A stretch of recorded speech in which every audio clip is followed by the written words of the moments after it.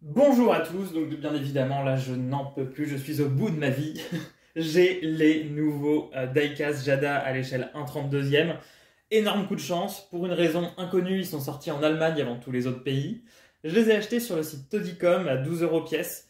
Il faut savoir que c'est des véhicules qu'on va sans doute trouver partout dans très peu de temps et qui coûteront plutôt dans les 9-10 euros, donc bon. euh, Patience pour ceux qui peuvent le faire, mais moi je ne pouvais pas parce que c'était une opportunité incroyable d'être le premier à faire cette vidéo. Euh, donc, du coup, le fameux Ford Explorer qu'on attend depuis littéralement 30 ans en métal à cette échelle, donc super.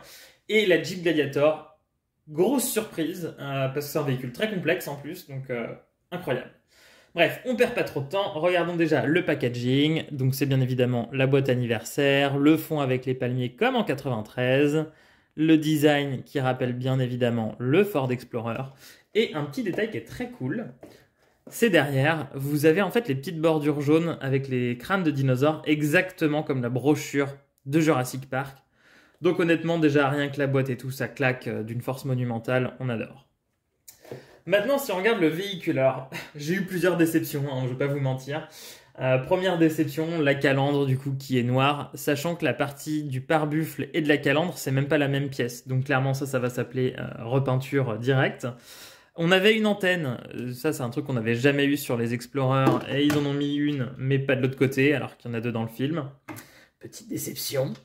L'intérieur est noir, mais ça c'est typique des Jada 1/32e, donc clairement il va falloir le bomber en beige. Mais par contre la grosse déception, le truc inadmissible, c'est ça fait très mal. Ça vraiment, nous oublier les bandes à l'arrière. Bref, j'ai imprimé du coup les photos du film pour que vous puissiez voir un petit peu mieux. Les bandes, c'est bonne position, à peu près les bonnes dimensions, c'est top. Le dégradé, du coup, alors ils ont fait un choix très intéressant. C'est le même que Tommy a fait sur sa voiture au 1,64. En fait, la carrosserie est entièrement rouge et tout ce que vous voyez, c'est posé dessus a posteriori. Donc en fait, il y a le jaune, un vert un peu plus clair, un vert plus foncé pour essayer de donner une idée du dégradé. Franchement, c'est pas mal. C'est pas mal du tout. Mais donc le logo, pareil, hein, question de coup jaune et noir au lieu d'avoir du orange et du rouge comme dans le film. Point positif, il y a les trous dans les jantes et tout de suite ça change vraiment le design de la voiture, donc ça c'est top. Petit point intéressant aussi, ils ont choisi de mouler la protection du phare avec le phare et je pense que c'était une super bonne décision.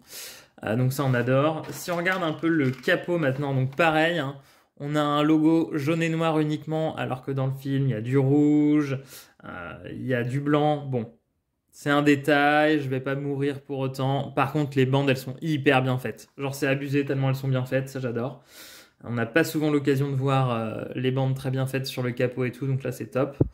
Et du coup, je vous montre pas trop l'arrière, puisque bien sûr, il manque complètement tout. Il n'y a même pas le petit sticker de la plaque, ça c'est un peu abusé. J'essaie de vous montrer l'intérieur, si vous le voyez pas bien, vous le verrez de toute façon dans les photos à la fin de la vidéo. Mais en gros, si on voit plutôt pas mal. C'est assez bien fait, hein. Il y a les consoles d'ordinateur. Franchement, ils se sont donné du mal. Hyper compliqué de montrer à cette échelle, mais bon, c'est pas grave.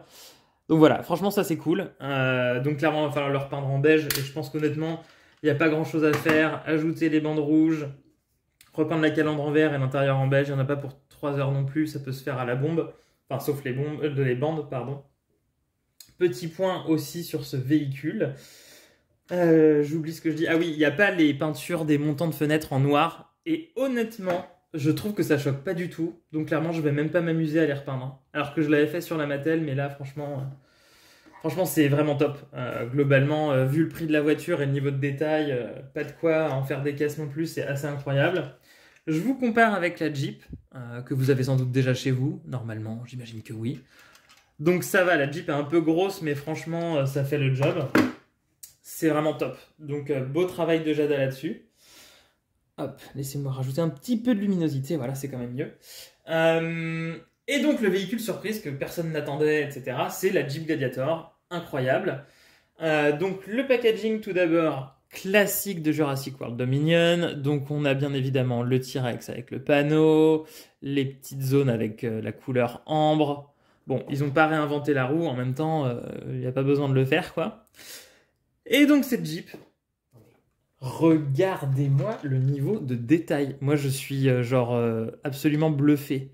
Toutes les grilles, les barres, les renforts, c'est vraiment ouf. Franchement, impressionné. Donc pareil, je vous ai fait une petite comparaison avec le film.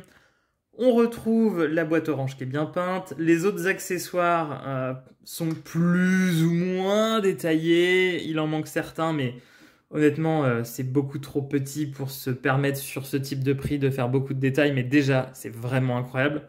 Toutes les barres de renfort sont exactement comme dans le film. Un petit détail léger. Dans le film, les voitures en fait ont deux teintes de beige, un plus mat, un plus chaud. Et du coup, ça se retrouve pas sur la miniature, bien sûr, mais franchement, c'est un détail. Si on regarde l'arrière, bon, de toute façon, il n'y a rien à dire, parce que c'est parfait, en fait.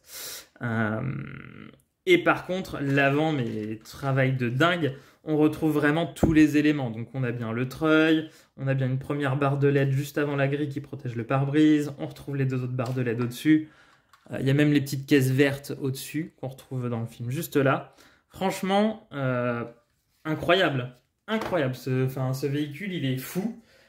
Mon seul reproche, parce que moi je suis un psychopathe du détail, et je vous jure qu'en vrai ça se voit pas trop, et sur la vidéo, les photos vous allez bien le remarquer, mais en fait la hauteur de cette fenêtre est plus importante que celle-là, parce que celle-là c'est une pièce mobile, du coup il y a un petit décalage de hauteur entre les deux fenêtres.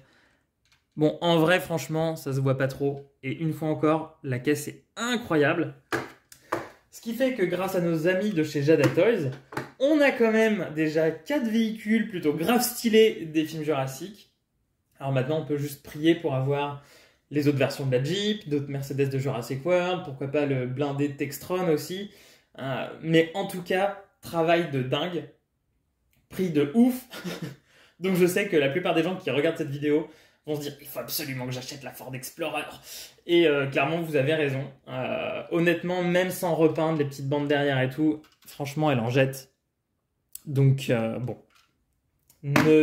juste patience qu'elle arrive chez nous si vous voulez l'avoir à un prix un tout petit peu meilleur. Mais voilà. Bref, j'espère que ça vous a plu. Si vous avez des questions, n'hésitez pas.